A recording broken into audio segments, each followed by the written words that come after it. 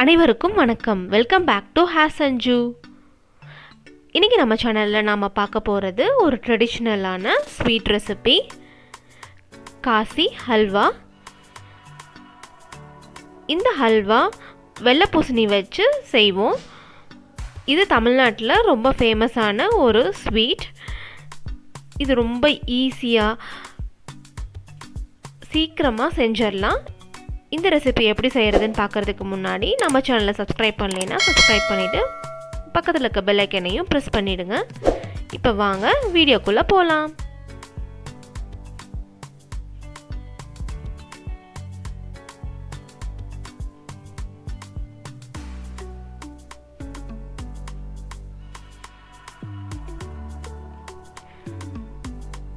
காசி ஹல்வா செய்கிறதுக்கு என்னென்ன தேவைன்னு பார்க்கலாம்.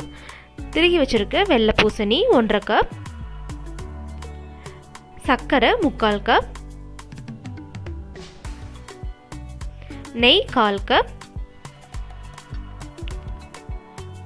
எல்லோ ஃபுட் கலர் 1/4 டீஸ்பூன், ஏலக்காய் பொடிச்சு வச்சது 1/2 டீஸ்பூன், முந்திரி 1/2 கப். உங்களுக்கு எவ்வளோ தேவையோ அவ்வளோ எடுத்துக்கலாம். 2 கப் வெள்ளை பூசணிக்கு 1 கப் சர்க்கரை எடுத்திங்கன்னா கரெக்டாக இருக்கும். இன்னும் ஸ்வீட் உங்களுக்கு ஜாஸ்தியாக வேணும்னா இன்னும் கொஞ்சம் ஒரு 1/2 கப் சேர்த்தி போடலாம். பட் இதுக்கு கரெக்டான ஸ்வீட்டாக இருக்கும். பூசணியை எப்படி க்ளீன் பண்ணுறதுன்னு பார்த்துடலாம். இந்த ஸ்வீட் செய்கிறதுக்கு வெள்ளை பூசணி ரொம்ப ஃப்ரெஷ்ஷாக இருக்கணும். இந்த மாதிரி மேலே இருக்க தோலை எடுத்துகிட்டு அதே மாதிரி உள்ளே இருக்கிற சீட்ஸையும் எடுத்துகிட்டு க்ளீனாக வாஷ் பண்ணிடுங்க.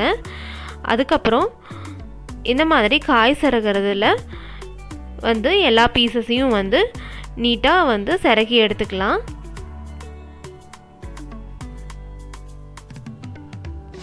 இந்த மாதிரி சிறகுனதுக்கப்புறம் நம்ம அல்வா செய்ய ஸ்டார்ட் பண்ணலாம்.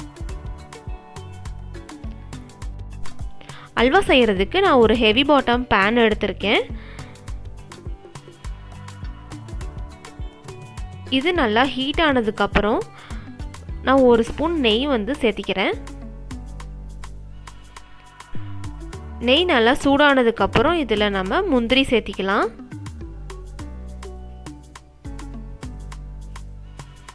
ஃபஸ்ட்டே முந்திரியை நெய்யில் வறுத்துட்டா ரொம்ப க்ரன்ச்சியாக நல்லாயிருக்கும். இப்போது நெய்யில் நான் முந்திரி ஆட் பண்ணிட்டேன். இது நல்லா ஃப்ரை பண்ணிக்கலாம்.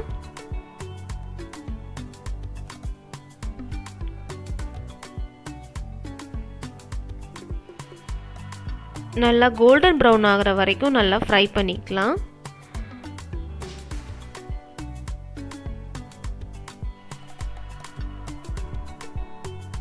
இப்போது இது நல்லா ஃப்ரை ஆயிடுச்சு. இதில் நான் இப்போது திருகி வச்சுருக்கேன் பம்ப்கின் சேர்த்திக்கிறேன்.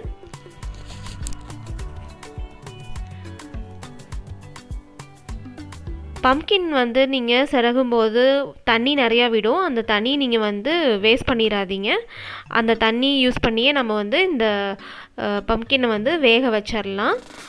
அதனால் தண்ணி நீங்கள் எக்ஸஸாகவும் ஆட் பண்ண தேவையில்லை. பம்ப்கின்லேருந்து வர தண்ணியை யூஸ் பண்ணி நம்ம வேக வைக்கும் போது தான் டேஸ்ட்டும் நல்லாயிருக்கும். அதனால் இந்த மாதிரி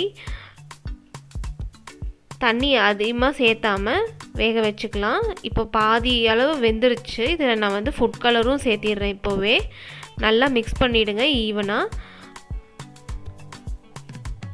இது நல்லா வேகிற வரைக்கும் வதக்கிட்டே இருக்கலாம்.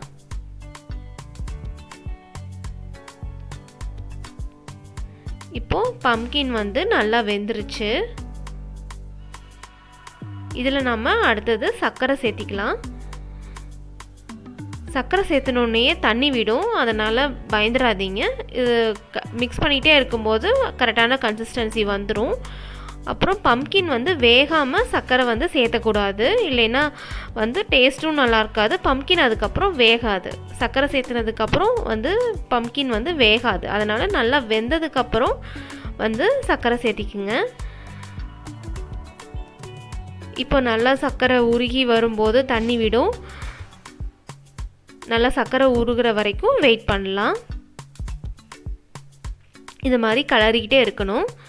இந்த ஸ்டேஜில் நான் வந்து ஏலக்காய் சேர்த்திக்கிறேன்.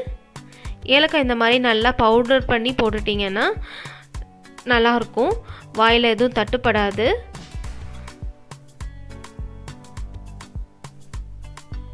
இப்போ இது வந்து நல்லா மிக்ஸ் பண்ணிக்கலாம். ஒரு 5 மினிட்ஸ் இந்த மாதிரியே நல்லா மிக்ஸ் பண்ணிக்கிட்டே இருக்கலாம். இந்த மாதிரி ஒரு கொதி வரும்போது நீங்கள் நெய் சேர்த்துங்க. ஸ்டார்டிங்கில் ஒரு ஸ்பூன் நெய் சேர்த்துனேன், அதுக்கப்புறம் இப்போ மீதி இருக்க நெய் சேர்த்திருக்கேன். நெய் சேர்த்துனதுக்கப்புறம் ஃப்ளேமை மீடியமில் வச்சுட்டு இந்த மாதிரி கிளறிட்டே இருங்க. அல்வா கன்சிஸ்டன்சி வர வரைக்கும் கிளறிட்டே இருக்கலாம். இதுக்கு வந்து ஒரு 5 to 10 மினிட்ஸ் ஆகும்.